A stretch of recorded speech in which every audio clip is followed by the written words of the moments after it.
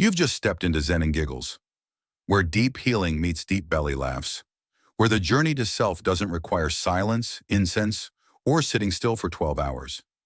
Here we explore the soul, we question the ego, and we laugh at our mess while learning how to bless it.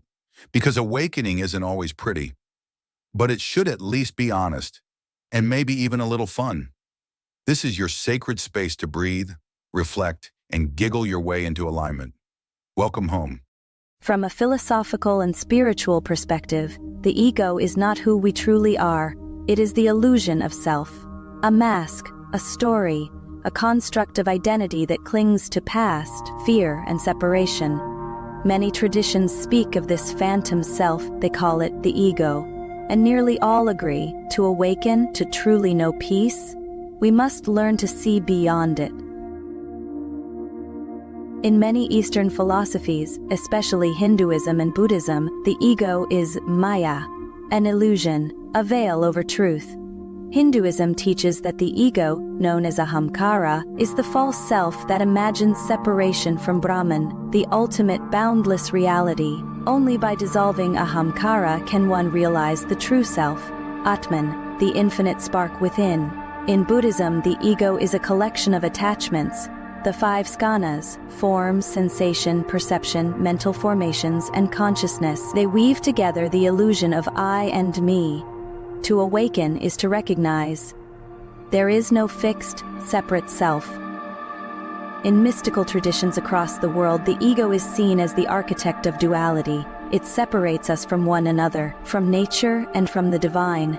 In Sufism, the ego is the nafesh, a veil that blocks the heart from God's love.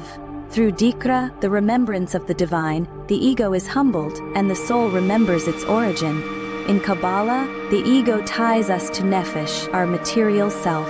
Only by rising above it can we reunite with Ein Sof, the infinite light. In Christian mysticism, Jesus' invitation to lose oneself was not about death, but rebirth, surrendering the ego to find divine connection through humility. Carl Jung, the visionary psychologist, understood the ego as a necessary but limited self. He spoke of the shadow, the repressed, hidden aspects of who we are, the parts the ego fears, denies, or buries. Jung taught that true wholeness comes not from perfection, but from integration. The ego resists this, because to face the shadow means to challenge the identity it has built. But when we embrace what we've hidden, we begin to transform. Across traditions and experiences, there is a moment, a threshold, where the ego falls silent. This is known as ego death. In near-death experiences, people speak of shedding the self, of touching something boundless, radiant, whole. In psychedelic ceremonies, the walls of identity collapse, and all that remains is love, interconnection, the infinite. In silence, in deep meditation and prayer, there comes a stillness, a spaciousness beyond thought, beyond form. Transcending the ego doesn't require a monastery or a vision. It begins here, now, with presence. Be present. The ego lives in the past and worries about the future. Mindfulness brings you home. Detach from identity. You are not your name, your job, your role. You are the awareness behind it all. Practice compassion. The ego says me first, but the soul whispers, we are one. Surrender control. The ego craves certainty, but peace is found in letting go. Final thought. The ego is not your enemy. It is your servant, not your master. Use it. Don't become it. When you see through the illusion, you don't become less. You become more. More aware.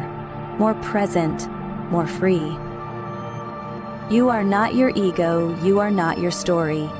You are the consciousness behind it all. Awareness, presence, love. So who are you, really?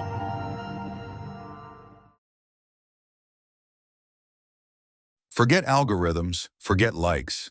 If something in this cracked open your perspective, run with it. Let it ripple into your life. Challenge the voice in your head. Laugh at the chaos, and choose clarity every time. We're building a tribe of awakened minds. You in? If this gave your ego a side eye and your soul a chuckle, don't keep it to yourself. Pass it on. Let clarity go viral. And when you're ready for your next laugh and learn moment, I'll be right here whispering wisdom through the Wi-Fi.